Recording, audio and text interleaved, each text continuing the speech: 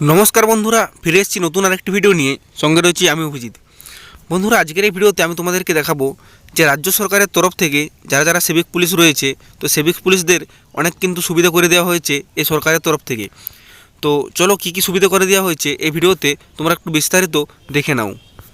তো বন্ধুরা, প্রথমে তোমরা দেখতে পাচ্ছ যেখানে লেখা রয়েছে সিভিক ভলেন্টিয়ারদের জীবন বদলে গেল, একটি না এতগুলি সুবিধা দেবে সরকার। প্রথমে দেখতে পাচ্ছ লেখা রয়েছে রাজ্যের সিভিক ভলেন্টিয়ারদের জন্য হঠাৎই যেন কল্পতরু হয়ে উঠেছেন মুখ্যমন্ত্রী মমতা বন্দ্যোপাধ্যায়। তাদের জন্য একের পর এক সুযোগ সুবিধা, আইন পরিবর্তন, প্রকল্পের ব্যবস্থা করে দিচ্ছেন। ফলে এই একটা বছরের মধ্যেই সিভিক ভলেন্টিয়ারদের জীবন যেন অনেকটা বদলে গিয়েছে। এই প্রতিবেদনে সিভিক ভলেন্টিয়ারদের জন্য কী কী পরিবর্তন এসেছে সেগুলি আমরা একসঙ্গে তুলে ধরলাম। তো বন্ধুরা, এই যে সুবিধাগুলি রয়েছে, এই সুবিধাগুলির মধ্যে 1 নম্বরে রয়েছে বেতন বৃদ্ধি। গত 8ই ফেব্রুয়ারি রাজ্য বাজেট পেশ করতে গিয়ে রাজ্যের অর্থ প্রতিমন্ত্রী চন্দ্রিমা ভট্টাচার্য ঘোষণা করেছিলেন সিভিক ভলেন্টিয়ারদের মাসিক ভাতা 1000 টাকা করে বাড়ানো হবে।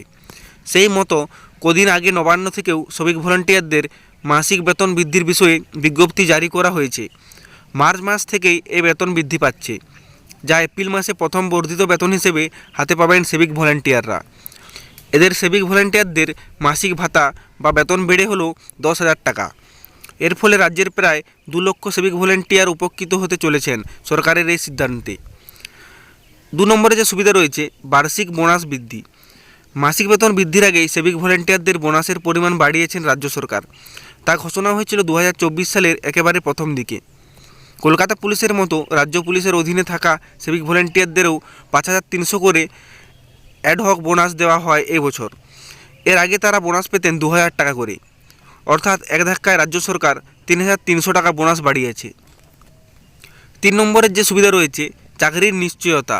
সিভিক ভলেন্টিয়ারদের 60 বছর পর্যন্ত চাকরির নিশ্চয়তা দেওয়া হয়েছে। চাকরি থাকাকালীন কেউ মারা গেলে তার পরিবারের একজনকে চাকরি দেওয়া হবে বলেও সিদ্ধান্ত নিয়েছে রাজ্য সরকার। 4 নম্বর যে সুবিধাটি রয়েছে অবসর পরবর্তী আর্থিক সাহায্য।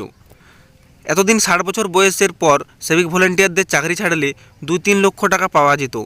রাজ্য সরকার এবার ঘোষণা করেছে অবসর নেওয়ার পর সিভিক ভলেন্টিয়ারদের এককালীন 5 লক্ষ টাকা আর্থিক অনুদান দেওয়া হবে। 5 নম্বরের যে সুবিধা রয়েছে পদোন্নতি হয়ে সরাসরি পুলিশে চাকরি। সিভিক ভলেন্টিয়ারদের স্থায়ী চাকরির ব্যবস্থাও করা হয়েছে সরকারের পক্ষ থেকে। প্রথমে পুলিশ কনস্টেবলের চাকরিতে সিভিক ভলেন্টিয়ারদের জন্য 10% সংরক্ষণের কথা ঘোষণা করা হয়েছিল, কিন্তু গত 8ই ফেব্রুয়ারি রাজ্য বাজেট পেশ করতে গিয়ে অর্থমন্ত্রী প্রতিমন্ত্রী চন্দ্রিমা ভট্টাচার্য ঘোষণা করেন পুলিশ কনস্টেবলের চাকরিতে এবার থেকে সিভিক ভলেন্টিয়ারদের জন্য 20% সংরক্ষণ রাখা হবে। এর ফলে সিভিক ভলেন্টিয়ারদের স্থায়ী চাকরি পাওয়ার সম্ভাবনা আরও উজ্জ্বল হয়েছে। তাদের প্রথমে জুনিয়র কনস্টেবল পদে নিয়োগ করা হবে। এরপরে 6 নম্বরের যে সুযোগ রয়েছে সেটি হচ্ছে বদলির সুযোগ।